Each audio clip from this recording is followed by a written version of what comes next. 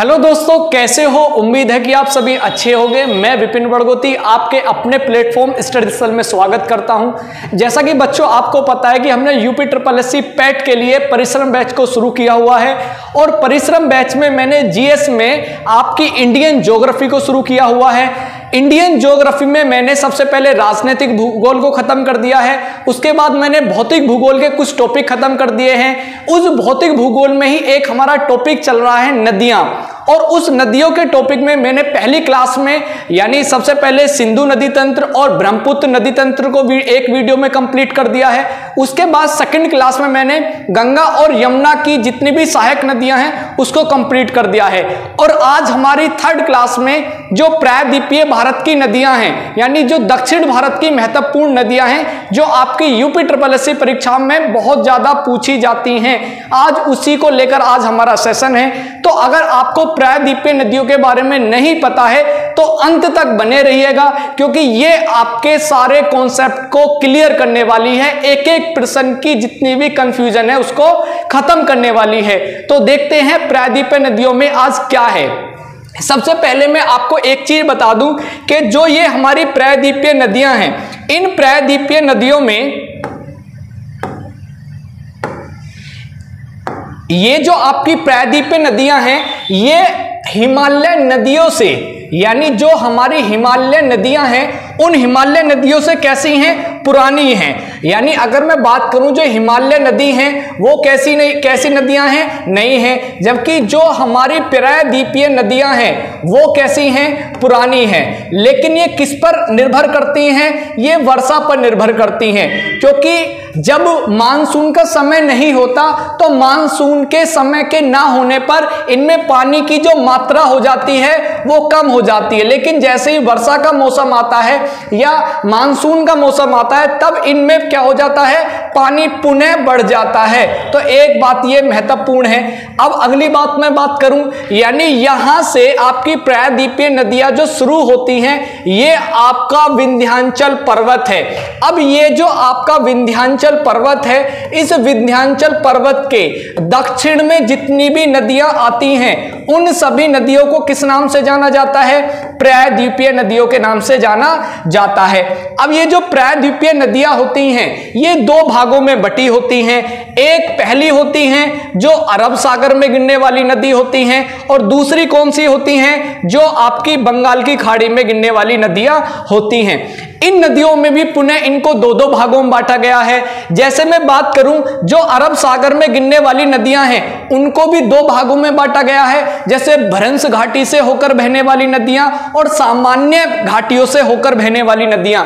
अगर मैं बात करूं बंगाल की खाड़ी से तो इसमें भी दो प्रकार की नदियां हैं। जैसे एक वो नदियां हैं जो क्या बनाती हैं? डेल्टा बनाती हैं। एक वो नदियां हैं जो किससे होकर बहती हैं? भ्रंश घाटी से होकर बहती हैं।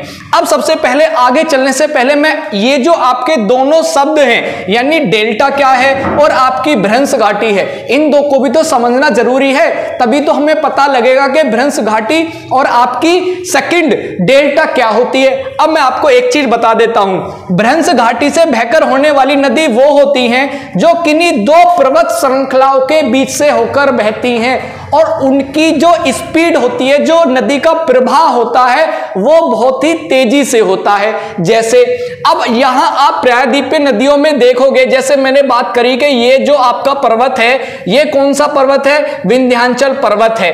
इसके नीचे आपका कौन सा पर्वत है? सतपुड़ा पर्वत है। अब आप देखोगे कि यहां पर आपको ये नर्मदा नदी दिखाई दे रही होगी, दिखाई दे रही है नर्मदा नदी। अब नर्मदा नदी यानी ऊपर कौन सा पर्वत है? आपका विंध्याचल पर्वत है। नीचे कौन सा पर्वत है जी? आपका सतपुड़ा पर्वत है। अब जब कोई नदी यानी ये आपका विंध्याचल पर्वत, ये आपका सतपुड़ा पर्वत, अब इन दोनों से अगर कोई नदी बहती है तो उस नदी को क्या बोलते हैं भैया? भ्रंश घाटी बोलते हैं। अब उसकी स्पीड इतनी तेज होगी, उसका प्रवाह इतना तेज होगा कि वो डेल्टा तो नहीं बनाएगी, वो किसका निर्माण करेगी भैया?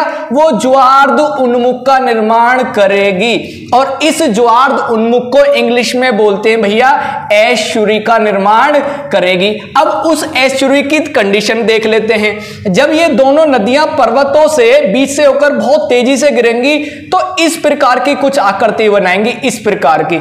यानी पानी आपने देखा है, जब पानी बहुत तेजी से ऊपर से गिरता है तो दोनों साइड से ऐसे खुल जाता है, ऐसे खुल जाता है। उसी स्थिति को क्या बोलते हैं हम भैया? एस्चुरिया ज्वार उन्मुख का निर्माण करती हैं। अब आगे मैं आपसे बात करूं, फिर ये डेल्टा क्या चीज है? डेल्टा हमेशा उन नदियों में बनता है जिनका प्रवाह धीमा होता है, यानी वो अपने साथ कुछ अवसाद लेकर आती हैं। जैसे ही वो अवसाद लेकर आती हैं तो उनके रास्ते में जो अवसाद आता है वो यहां आकर रुक जाता है। अब वो बीच से ना होकर कहां से निकल जाती है? साइड से निकलती हैं, फिर आपके यहां साइड से निकल जाएंगी, फिर इनके साथ फिर अवसाद आएगा, फिर ये यहां से दूसरा रास्ता बना लेंगी। तो कहने का मतलब है इनका जब प्रवाह धीमे होता है तो ये कई सारे भागों में बट जाती हैं, उसी को क्या बोलते हैं भैया?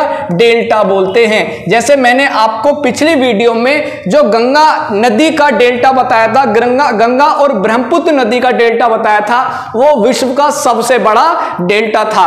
तो उसी प्रकार अगर मैं बात करूं, जैसे अगर ज्वार उन्मुख की बात करूं, कौन कौन सी नदी ऐसी है जो एस्चुरी या ज्वार उन्मुख का निर्माण करती हैं? तो सबसे पहले आप यहां देखोगे नर्मदा नदी है, ये इधर आपकी ताप्ती नदी है, और यहां आप एक की दामोदर नदी है।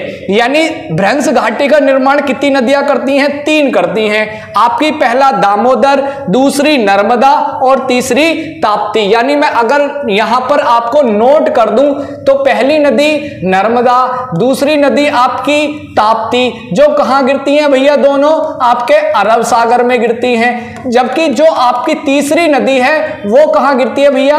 बंगाल की खाड़ी में गिरती है। और जो आपकी तीसरी नदी है उस नदी को किस नाम से जाना जाता है भैया? दामोदर नदी के नाम से जाना जाता है।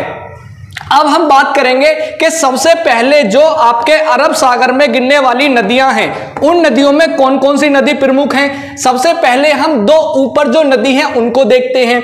सबसे पहले ये आपकी लूनी नदी आती है, ये आपको दिखाई दे रहा होगा लूनी नदी। अब ये लूनी नदी वैसे तो दक्षिण की यानी पश्चिम की तरफ बहती है, लेकिन किसी भी रूप में क्या होता है, ये आपके अरब सागर तक नहीं पहुंच पाती है। यानी जो इसका उद्गम होता है भैया कहां से होता है? अरावली की पहाड़ियों से होता है। दूसरा, ये कहां लुप्त हो जाती है? यहां ये लुप्त हो जाती है भैया कच्छ के रण में, कच्छ के रण में। यानी उद्गम अरावली की पहाड़ियों से और खत्म कहां होती है? कच्छ के रण में। और इस लूनी नदी को कैसी नदी कहा जाता है? लवणवती नदी भी कहा जाता है, क्योंकि इसमें मात्रा जो रहती है, लवण की मात्रा क्या रहती है? पर्याप्त रूप से विद्यमान रहती है। उसके नीचे एक और दूसरी नदी रहती है जिसको बोलते हैं माही नदी। कौन सी नदी भैया? माही नदी। अब ये माही नदी भी कहां गिरती है भैया? आपका यहां देखोगे, यहां किस में गिरती है भैया? खंबात की खाड़ी में गिरती है। उसके बाद जो तीसरे नंबर पर आती है ऊपर से, ये कौन सी नदी आती है भैया? यहां आप देखोगे, अगर मैं चार्ट की तरफ जाऊं तो यहां आपको क्या दिखाई दे रही होगी? यहां ये आपकी नर्मदा नदी है। अब नर्मदा नदी का जो उद्गम होता है वो कहां से होता है भैया? अमरकंटक से होता है। अब ये जो अमरकंटक है ना, ये बहुत ही इंपॉर्टेंट है। कैसे? इससे एक तो आपका नर्मदा नदी का उद्गम होता है जो कहां बह जाती है? पश्चिम की तरफ बह जाती है। एक इससे किसका उद्गम होता है? आपका सोन नदी का उद्गम होता है, जो कहां की तरफ चली जाती है? उत्तर की तरफ चली जाती है। और तीसरा जो उद्गम होता है किसका होता है भैया? महानदी का उद्गम होता है। यानी एक ही चीज से, अमरकंटक के पठार से कितनी नदियों का उद्गम होगा? नर्मदा का होगा, सोन का होगा और कैसा होगा? महानदी का होगा। अब इसकी लंबाई की बात करूं तो लंबाई कितनी है भैया? इसकी 1312 किलोमीटर है। अब इसकी एक बार अगर मैं बात करूं कि नर्मदा नदी से क्या क्या चीजें पूछी जाती हैं, जैसे इस पर कई सारे बांध भी हैं। जैसे मैं बात करूं सबसे महत्वपूर्ण बांध कौन सा है? सरदार सरोवर बांध, सरदार सरोवर बांध। लेकिन इन बांधों की बात हम अगली वीडियो में करेंगे तो ज्यादा बेहतर होगा, क्योंकि इन नदियों में कई सारे बांध होंगे जिसमें हमारा अगला टॉपिक भी होगा। कौन सा टॉपिक होगा? जिसमें भूजल संसाधन की बात करी गई है। तो उस टॉपिक में हम सभी बांधों के बारे में बात करेंगे, सभी झीलों के बारे में बात करेंगे, प्रपात के बारे में बात करेंगे, उनसे निकलने वाली नहरों की बात करेंगे। तो उस टॉपिक को हम अलग क्लास में कर लेंगे, क्योंकि यहां से फिर टॉपिक हम जो हमारा मेन टॉपिक है वहां से भटक जाएंगे। अब सेकंड बात करूं तो सेकंड जो हमारी नदी आती है वो कौन सी नदी आती है? ताप्ती नदी आती है। इसका जो निर्माण होता है वो मुलताई नामक स्थान से होता है। ये कहां पड़ता है भैया? मध्य प्रदेश में पड़ता है। इसकी जो लंबाई है कितनी है? 724 किलोमीटर है। अब यहां से आपके दो प्रश्न बनेंगे। नर्मदा नदी जो बहती है किस किस के बीच बहती है? यानी इसके ऊपर कौन सा है भैया? सतपुड़ा पर्वत है। इसके दक्षिण में कौन सा है भैया आपका? यानी आपका ऊपर, आपका मैं गलत बोल गया भाई, यहां पर ये आपका है विंध्याचल पर्वत नॉर्थ में, मैंने आपको पहले बताया। और इसके नीचे कौन सा है आपका? ये सतपुड़ा पर्वत। लेकिन जो आपकी ताप्ती नदी है वो भी भ्रंश घाटी से बहती है। उसमें आपका जो नॉर्थ में होगा वो सतपुड़ा पर्वत होगा, और जो नीचे पहाड़ी होगी वो कौन सी होगी भैया? अजंता की पहाड़ी होगी।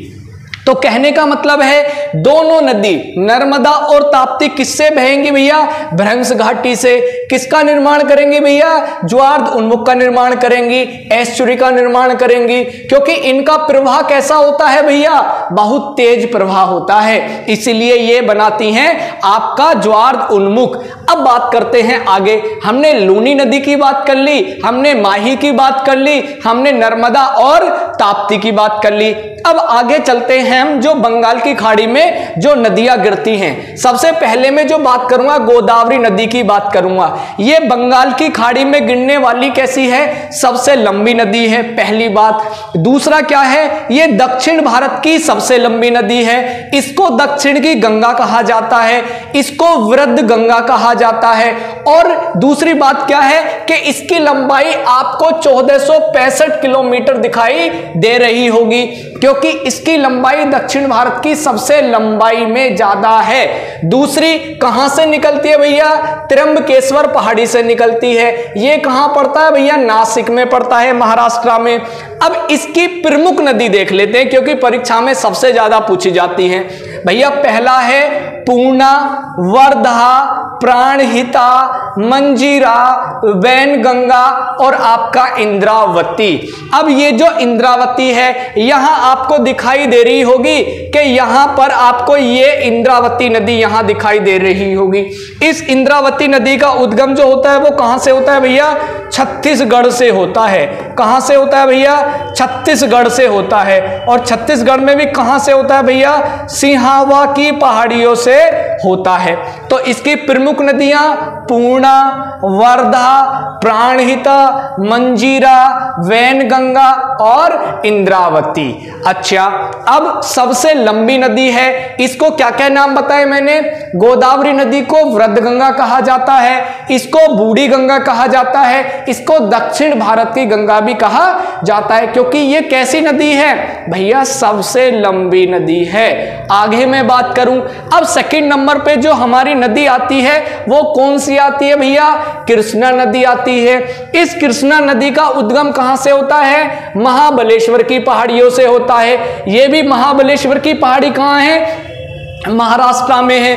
और बंगाल की खाड़ी में गिरने वाली ये क्या है? दूसरी बड़ी नदी है। कैसी बड़ी है जी? दूसरी सबसे लंबी नदी है। अब इसकी प्रमुख सहायक नदियां भैया तंगभद्रा है, कोयना है, घाटप्रभा है, मूसी है, भीमा है और मालप्रभा है, पंचगंगा है और दूध गंगा है। जैसे आप यहां देखोगे, देखो यहां आपको दिखाई दे रही होंगी ये आपकी कृष्णा नदी यहां कहां से निकली? ये महाबलेश्वर की पहाड़ी से निकली। और इसमें ये कौन सी नदी मिल गई भैया? भीमा नदी मिल गई। यहां इसमें कौन सी नदी मिल गई भैया? तंगभद्रा। ये दो इसकी प्रमुख सहायक नदी हैं। कौन कौन सी? आपकी तंगभद्रा है और ऊपर कौन सी है आपकी? यहां भीमा है। लेकिन ये सारी, कोयना नदी महाराष्ट्र में प्रमुख है, घाटप्रभा कर्नाटक में कुर्ग में प्रमुख है, मूसी नदी हैदराबाद, मालप्रभा कर्नाटक में, पंचगंगा इसकी प्रमुख है और दूध गंगा भी इसकी क्या है? प्रमुख है। कृष्णा नदी पर एक आपका बांध बना हुआ है कौन सा? नागार्जुन सागर बांध, जो भारत का सबसे बड़ा बांध भी है। और यहीं पर एक सागर बनाया गया है, जलाशय बनाया गया है, जो कैसा है? सबसे बड़ा सागर है। आगे भैया बात करें नीचे, अगर आप नीचे चलेंगे तो यहां पर आपको ये कावेरी नदी दिखाई दे रही होगी। ये आपकी कौन सी नदी है भैया? कावेरी नदी है। कहां से निकलती है? ब्रह्मगिरी की पहाड़ियों से निकलती है। ब्रह्मगिरी की पहाड़ियों का विस्तार कहां भैया? कर्नाटक के कुर्ग जिले में। उसके बाद यहां इसकी जो लंबाई है कितनी है? 800 किलोमीटर है। इसकी कुछ प्रमुख नदियां हैं, जैसे भैया अमरावती है, हेमावती है, काबिनी है और आपकी क्या है? भवानी है। और यहां आपको दिखाई दे रही होगी ये कावेरी नदी का जो उद्गम है आपका कहां से है भैया? कर्नाटक से है। और कहां कहां बहती है आपकी? ये आपकी कर्नाटक में बहती है। आपकी कहां बहती है भैया?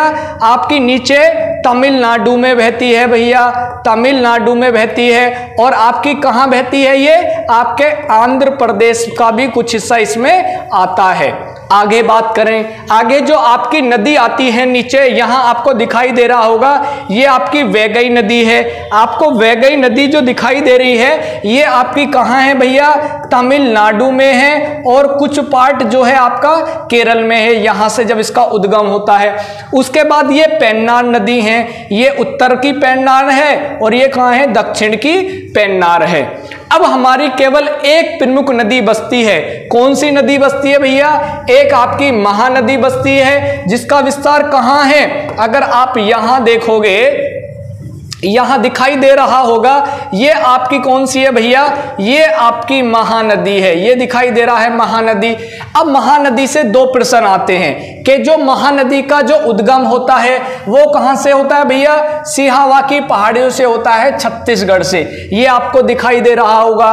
तो ये जो जगह है ये कौन सी है भैया आपकी? ऐसे करके छत्तीसगढ़। छत्तीसगढ़ के बाद कहां घूम जाती है? यहां आपको हल्का सा झारखंड में घूम जाती है। और झारखंड के बाद कहां जाती है? ये उड़ीसा में आ जाती है। और यहीं पर क्या है? भारत का सबसे लंबा बांध भी है, जिसकी लंबाई कितनी है? 4800 मीटर है, यह 4.8 किलोमीटर है, जो भारत का कैसा है? सबसे लंबा बांध भी है। अब इसकी प्रमुख सहायक नदी भैया आपका शिवनाथ है, हंसदेव है और तेल नदी है। सबसे ज्यादा अगर परीक्षा में पूछी जाती है तो वो कौन सी नदी पूछी जाती है? तेल नदी किसकी सहायक नदी है?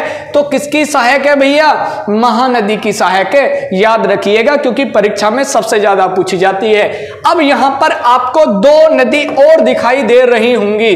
जैसे मैं बात करूं, यहां पर इंपॉर्टेंट नहीं है लेकिन बहुत ज्यादा है।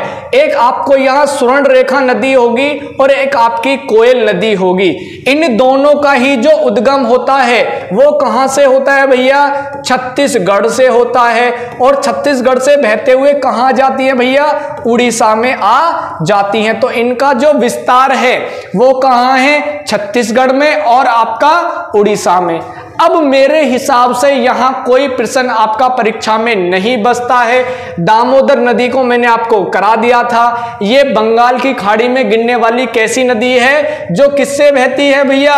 बृहंस घाटी से बहती है। और इसी पर एक 1948 में क्या बनाया गया था? दामोदर नदी घाटी के नाम से एक परियोजना भी बनाई गई थी, जो सबसे पहली परियोजना थी टेनेंसी नदी के आधार पर। जो टेनेंसी नदी कहां पड़ती है भैया? अमेरिका में पड़ती है। और वो कैसी नदी थी? बृहंस घाटी से बहने वाली नदी थी। इसीलिए उस प्रोजेक्ट को कहां से लिया गया था? टेनेंसी नदी से लिया गया था। तो देखो, आज हमने जो सारी महत्वपूर्ण चीजें पढ़ ली हैं, एक बार मैं उनको फिर से समरी कर देता हूं सब चीजों को बहुत जल्दी से, क्योंकि यहां से आपके ये परीक्षा के लिए क्या हो जाती हैं? इंपॉर्टेंट हो जाती हैं। क्योंकि हमने सब चीजों को एक बार देख लिया है, लेकिन एक बार फिर भी समरी के तौर पर क्या कर लेते हैं? देख लेते हैं, क्योंकि ऐसा ना हो कि हमने जो चीज करी है सब कुछ ऐसा ही रह जाए। तो एक बार समरी के तौर पर लास्ट में फिर देख लेते हैं थ्योरिकल रूप में। तो हमने सबसे पहले किस नदी को पढ़ा था भैया? नर्मदा नदी को पढ़ा था, जो कहां से थी? अमरकंटक से थी। कितनी लंबाई थी? 1312 किलोमीटर थी। कहां गिर रही थी भैया? अरब सागर में गिर रही थी। किससे बह रही थी भैया? भ्रंश घाटी से होकर बह रही थी। वो भी ताप्ती नदी भी ऐसे ही है। कहां से उद्गम है? मुल्ताई नामक स्थान से है। कितनी लंबाई है? 724 किलोमीटर है। और नर्मदा और ताप्ती में क्या डिफरेंस है भैया? इसके ऊपर विंध्याचल पर्वत है, इसके बीच में यहां सतपुड़ा पर्वत है, और इसके नीचे अजंता की पहाड़ियां हैं, तभी तो ये भ्रंश घाटी से बहती है। और इसके बाद हमारी जो एक नदी थी, कौन सी नदी थी आपकी? दामोदर नदी थी। यहां आपको दिखाई दे रहा होगा, ये भी किससे बह रही थी आपकी भैया?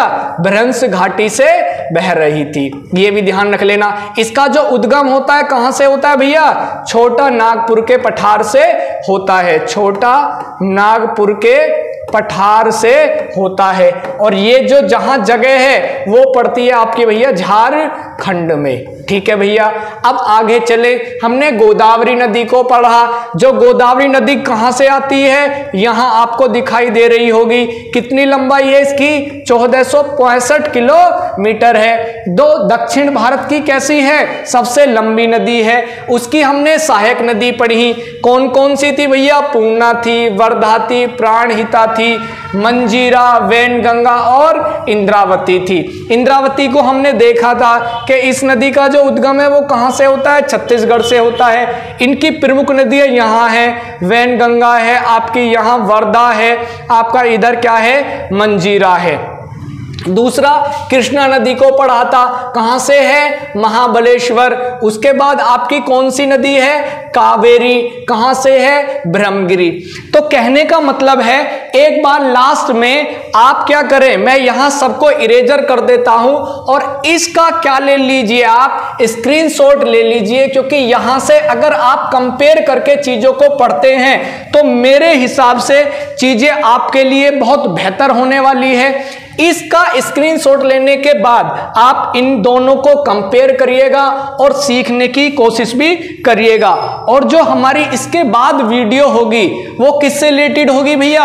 वो होगी हमारी भूजल के संसाधन से रिलेटेड, जिसमें इनके ऊपर बांध आएंगे, बांध से जलाशय बने होंगे, जलाशय में झीलें आएंगी, नहरें निकलेंगी, प्रपात बनेंगे, उन सब से रिलेटेड होगी।